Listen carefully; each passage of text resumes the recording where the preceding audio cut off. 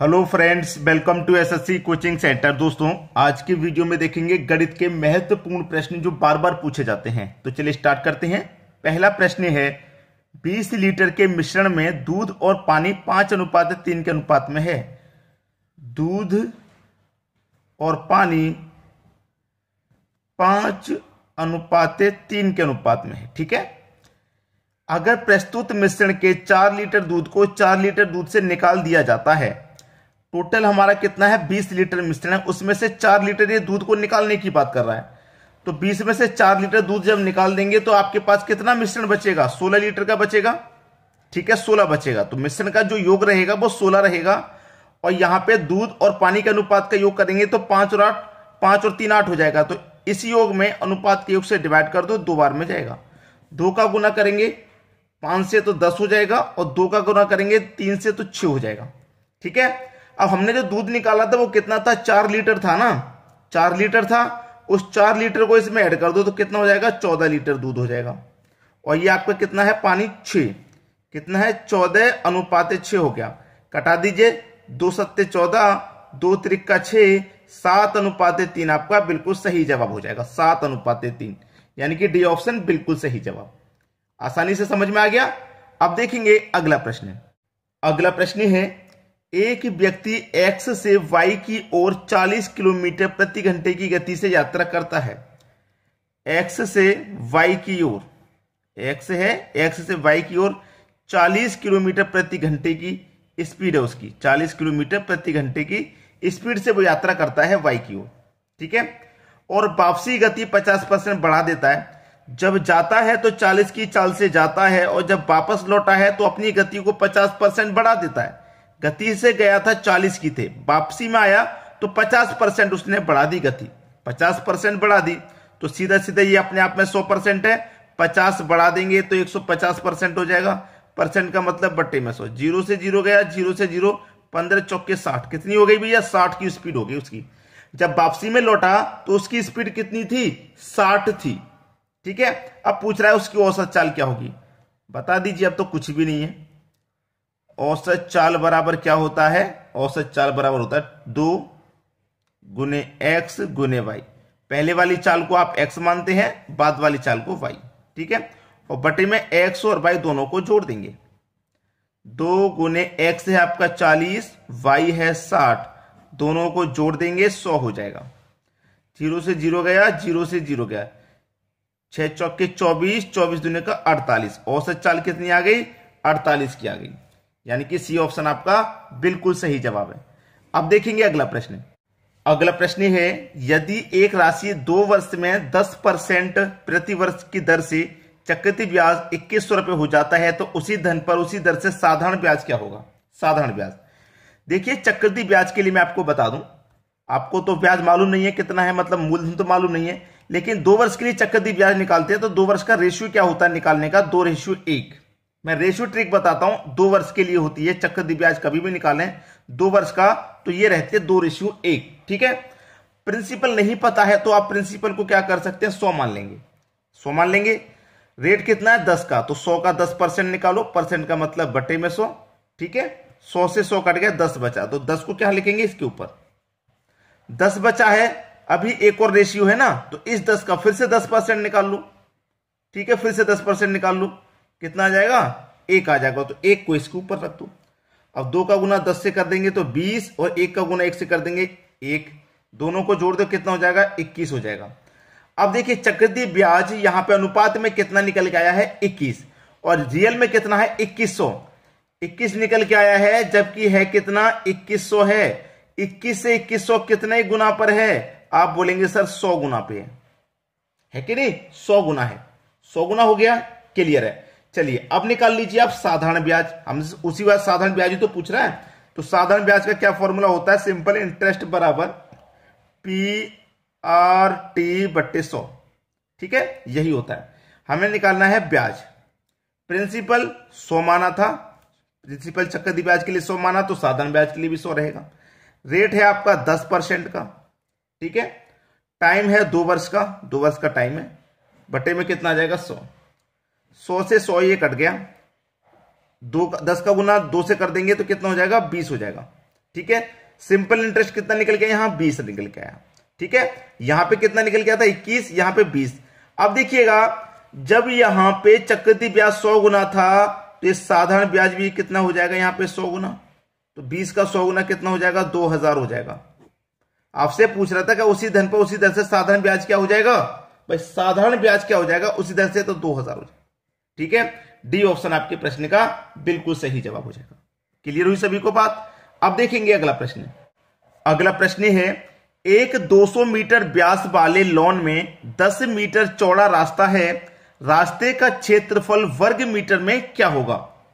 देखिए यहां पे मैं आपको बता दूं, रास्ते का क्षेत्रफल बराबर होता है पाई आर स्क्वायर, याद रखना पाई आर स्क्वायर। ये देखिए एक होता है, एक कर लीजिए कैपिटल और एक स्मॉल आर स्क्वायर, घटा देंगे। क्या घटा देंगे अब भी समझ में आएगा। एक व्यास वाले लोन की बात कर रहा है ना, तो मैं यहां पे एक व्यास वाला लोन बना लेता हूं। ठीक है, 10 मीटर चौड़ा रास्ता है, ये एक लोन है और इसके इर्द गिर्द 10 मीटर चौड़ा रास्ता है। ये लोन है और लोन के बिल्कुल बराबर में, लोन के सट के ये 10 मीटर चौड़ा रास्ता है। कितना, 10 मीटर, 10 मीटर ये चौड़ा रास्ता है। ठीक है, उसका क्षेत्रफल क्या होगा। अब एक बात नोट कर लेना कि यहां से बीच पॉइंट से और यहां तक की जो दूरी होती है वो क्या होती है, त्रिज्या। क्या होती है, वो त्रिज्या होती है। त्रिज्या को डिनोट करते हैं आर से, यानी कि कैपिटल आर से डिनोट कर देते हैं यहां पे त्रिज्या को। ठीक है, कैपिटल आर को। जैसा मान लीजिए कि यहां से लेके यहां तक की पूरी त्रिज्या आपकी 100 है। ठीक है, व्यास क्या है, 200 मीटर का है पूरा व्यास, यानी कि यहां से लेके ये पूरा व्यास आपका 200 मीटर का व्यास है। ठीक है, व्यास कितने का है, पूरा 200 का है, तो आधा 100 का हो जाएगा कि नहीं हो जाएगा, तो त्रिज्या आपकी 100 हो गई, आधी 100 हो जाएगी। अब इस आधी में से यहां से लेके यहां तक पूरा 100 है और ये आपका 10 है, ये आपका रास्ता जो है 10 है। तो देखिए इस 10 रास्ते को माइनस कर देंगे तो कितना बचेगा, 10 को माइनस कर दीजिए तो 90 बचेगा। ठीक है, बस वही कैपिटल आर और स्मॉल आर में आपको यहां बता रहा था। ठीक है, चलिए कर लेंगे। पाई इनटू स्मॉल कैपिटल आर का स्क्वायर हमारा कितना है, 100 है कैपिटल आर, इसका स्क्वायर माइनस स्मॉल आर 90 है, यानी कि 90 का स्क्वायर। ठीक है, कर लेंगे। इसका स्क्वायर कितना हो जाएगा, 10,000 माइनस इसका कितना हो जाएगा, 8100।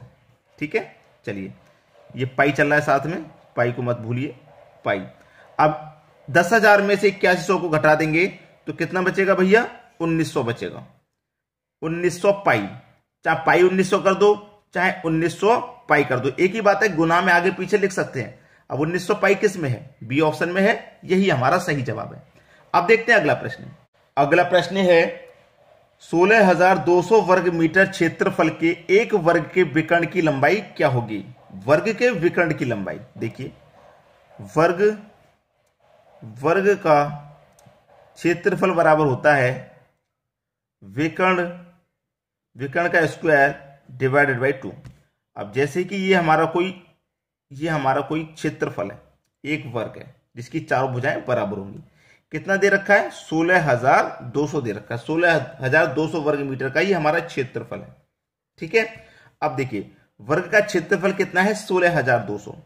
16,200 हमारे वर्ग का क्षेत्रफल है। ठीक है, वर्ग का क्षेत्रफल है। अब विकर्ण का स्क्वायर कितना, विकर्ण का स्क्वायर, विकर्ण आपको पता है क्या, नहीं पता भाई, हमें विकर्ण की लंबाई क्या होगी यही तो पता ना, विकर्ण हमें नहीं पता तो x मान लेते हैं, यानी कि x का स्क्वायर डिवाइड बाई 2। अब के इसके नीचे भी 1 मान करके क्रॉस गुना हो जाएगा कि नहीं हो जाएगा।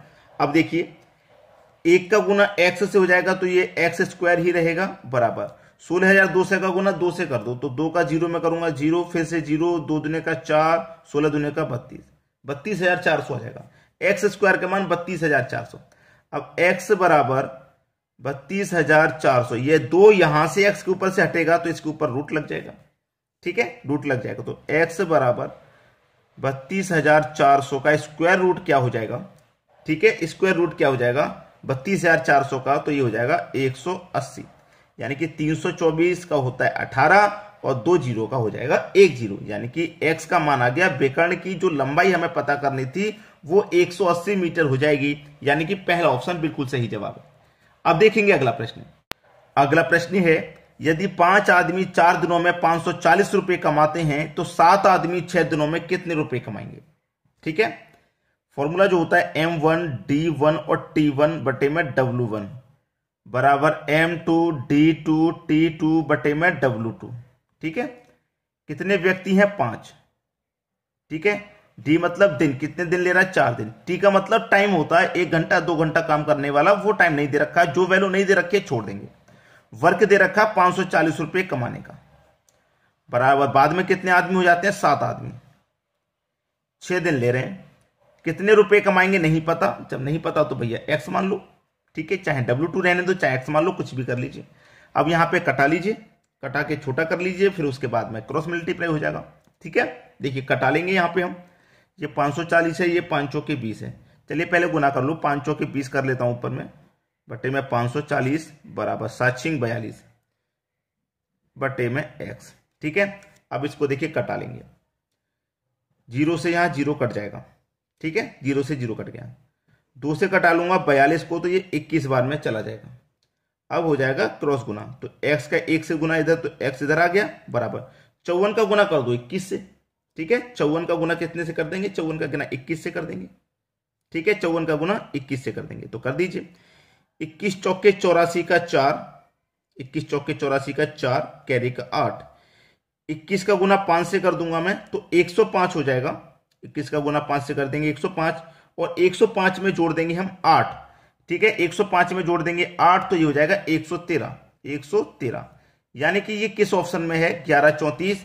1134 ये रहा बी ऑप्शन में, यही हमारे प्रश्न का सही जवाब है। तो उम्मीद करूंगा आज के वीडियो में जितने भी क्वेश्चन कराए हैं सभी आपको बहुत अच्छे से समझ में आ गए होंगे। ठीक है दोस्तों, वीडियो देखने के लिए आपका बहुत बहुत धन्यवाद।